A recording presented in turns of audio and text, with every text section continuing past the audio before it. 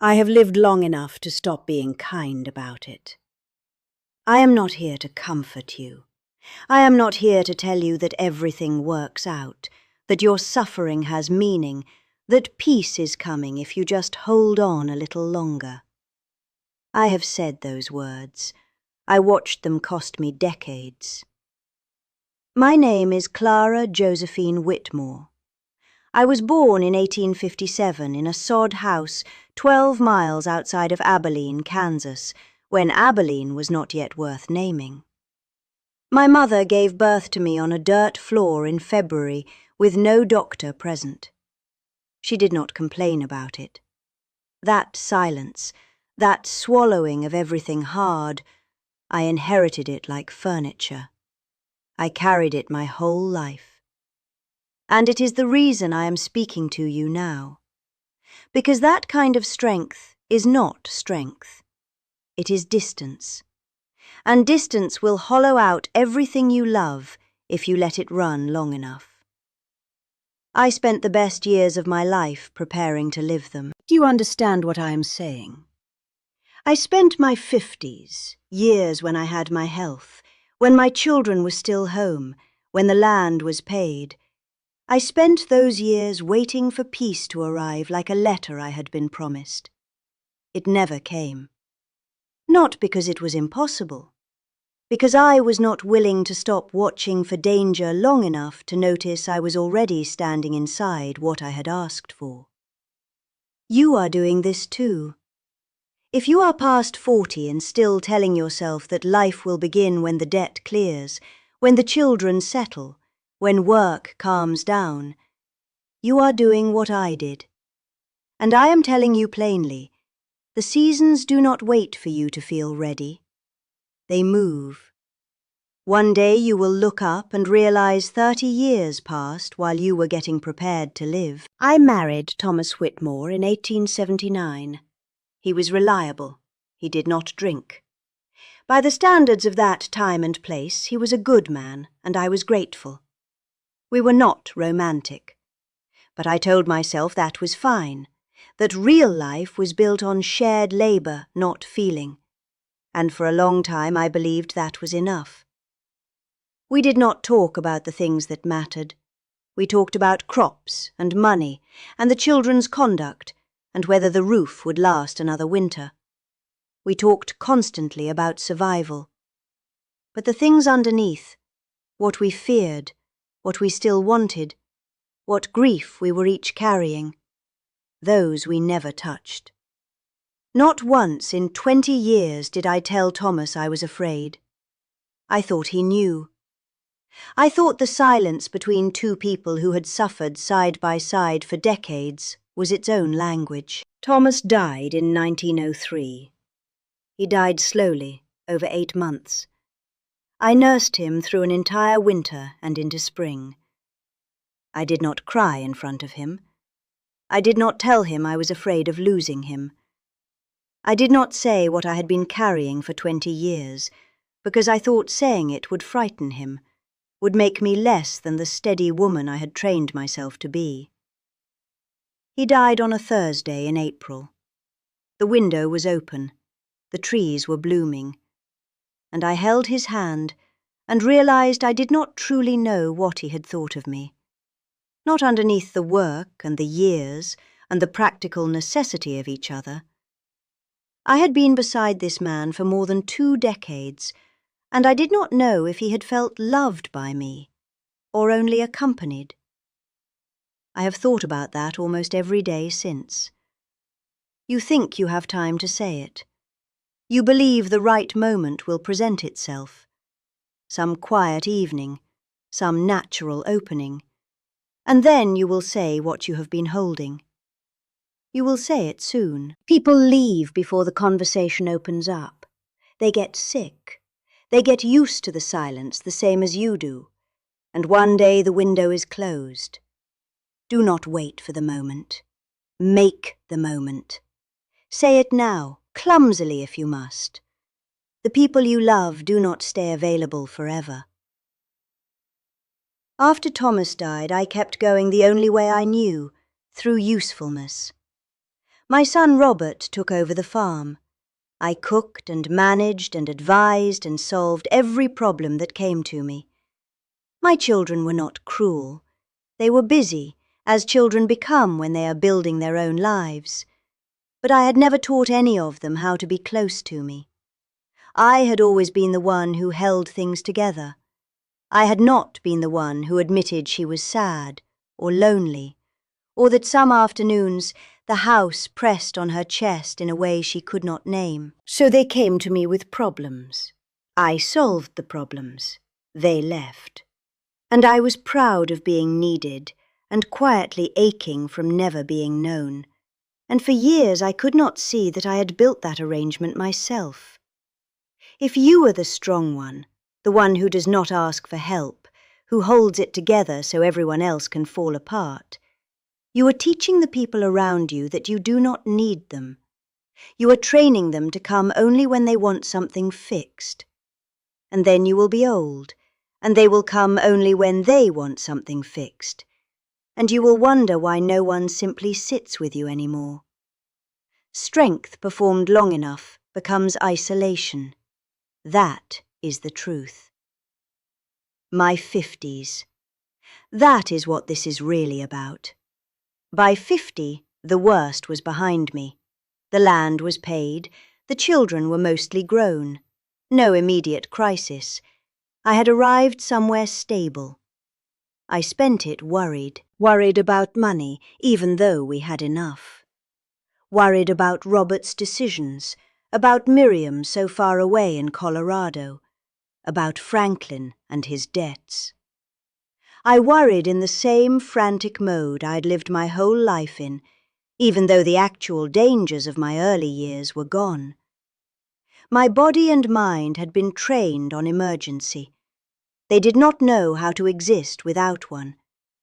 So I manufactured the emergency, quietly, daily, without ever naming it as fear.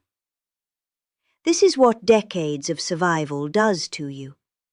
When the genuine danger passes, the anxiety does not leave.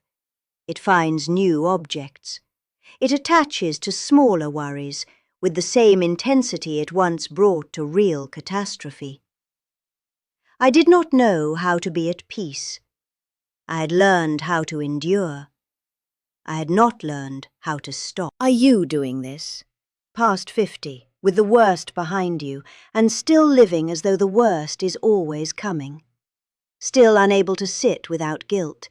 Still putting off rest, pleasure, softness, for later, for after, for when things are truly settled. Things are not going to get more settled than this. The guarantee you are waiting for does not exist. And while you wait, the years are moving. They are moving right now. I had a falling out with my sister Margaret in 1891. I believed she had said something damaging about me to people in the community. She denied it. I cut the connection. We did not speak for 11 years. 11 years. Holidays without her. Children growing up without their aunt. A silence we both maintained out of something we called principle, but that was really underneath it, just the refusal to be the one who said first, "I miss you. I do not want this anymore." We reconciled in 1902, the year before Thomas died. She came when she heard he was ill. We sat in my kitchen on a February afternoon, and the quarrel simply fell away.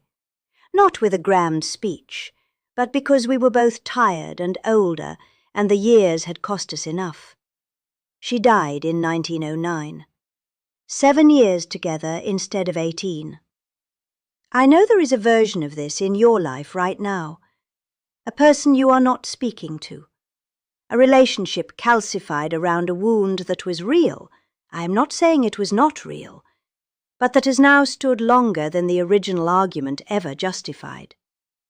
You are waiting for them to reach out first. You are calling it dignity. It is not dignity. It is fear in dignified clothing. Pride will make you lonely and call it dignity. That is the most honest sentence I know. Go first. Make the call. Your ego will survive it. The relationship may not survive your waiting. My daughter Miriam wrote me a letter in 1912. She was 33. She said she wished, growing up, that I had been softer, that she had always known I loved her, but had not always felt that I liked her, that her presence gave me joy rather than just duty fulfilled. I wrote back. I told her she was right. I told her I was sorry, plainly, without defence. She wrote back almost immediately. She said my letter had meant more to her than she could easily say. We had 11 years of better closeness before Miriam died in 1923. I am not saying those 11 years undid everything before them, but they gave her something she had needed, and they gave me the particular peace of having said the true thing while there was still time. You are withholding something from someone right now. An admission, an apology, a plain statement of love spoken clearly rather than implied through behavior. You are waiting for the right time. Say it today, not tomorrow. Today. You are here and they are here, and that is the only guarantee you have ever had. Here are the truths I wish I had understood at 50. Waiting is a choice. You call it patience. Often it is fear in sensible clothing, fear of failing, fear of rejection, fear of losing the comfortable numbness of postponement. Name it correctly. The people you love are not permanent. They are going to die, change, grow distant. The conversation you are putting off has an expiration date you cannot see. Duty is not love. You can fulfill every obligation to a person without making them feel loved. Showing up is not the same as being present. Pride is the most expensive thing you will ever maintain. It costs relationships, years, closeness, and peace, and gives you nothing back except the cold satisfaction of having held your position. Worry is not preparation. I spent incalculable hours worrying, and not one of them made a single outcome better. Worry feels like doing something. It is not.